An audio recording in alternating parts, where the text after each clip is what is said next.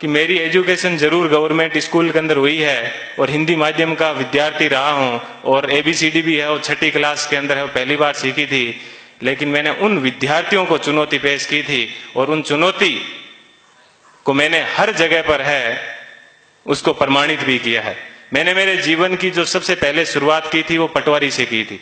सबसे पहले मैं है वो पटवारी लगा था, उसके बाद में है वो ग्राम सेवक लगा था, उसके बाद में 3rd ग्रेड टीचर था, उसके बाद में 2nd ग्रेड टीचर था, फिर असिस्टेंट जेलर में RPSC टॉप की थी, फिर है वो स्कूल लेक्चरर था, फिर इसी स्कूल के अंदर जिस स्कूल के अंदर आज मैं आपसे मुखातिब हो रहा हूँ, इसी स्कूल के अंदर मैंने एक एग्जाम दिया था असिस्टेंट कमांडेंट का, उसमें भी मैं है वो सिलेक्ट हुआ था और उसके बाद में कॉलेज लेक्चरर भी मैं है वो रहा था और फिर RS 2012 के अंदर 108वीं मेरी है वो मेरिट आई थी।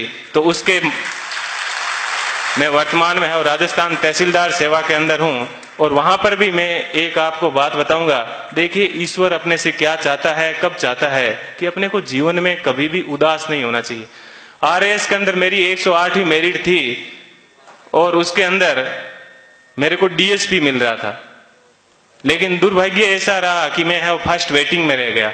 थोड़ा सा मुझे दुख हुआ कि यार अपन फर्स्ट वेटिंग में रह गए और उसके जस्ट 1 महीने के बाद में है वो IAS का एग्जाम था दिसंबर के अंदर।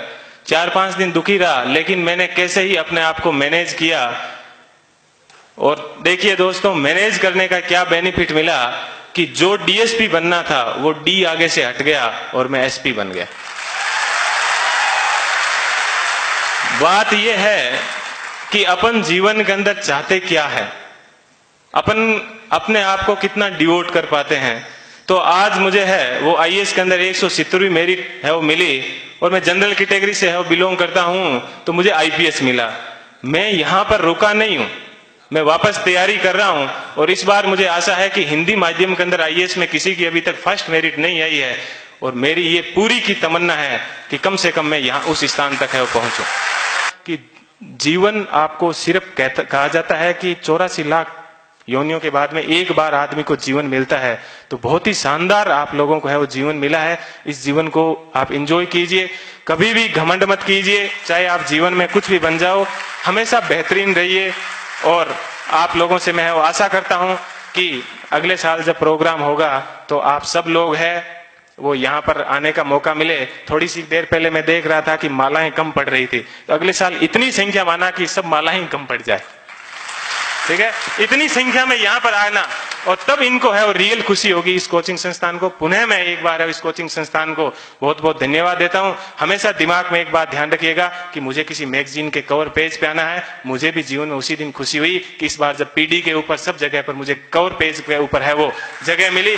ऐसी चीज हमेशा ध्यान रखना कि मुझे क्रॉनिकल PD सब जगह कवर पेज पे मिला और आज क्रॉनिकल पे प्रेम सुख डेलू के नाम से या यूट्यूब के ऊपर अनेक वीडियो चलते हैं, तो मुझे बेहद खुशी होती है। आप भी अपने जीवन में ऐसे टारगेट रखना और हमेशा युवाओं को है वो प्रेरणा देते रहना। कभी सिलेक्शन होने के बाद में ये मत कहना कि ये एग्जाम बड़ा हार्ड है, हमेशा ये कहना बहुत इजी है और यदि मैं कर सकता हूं तो आप भी ये एग्जाम है वो कर सकते हो।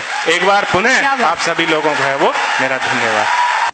क्योंकि धीरता वीरता को हरा देती है और धैर्य शौर्य को परास्त कर देता है।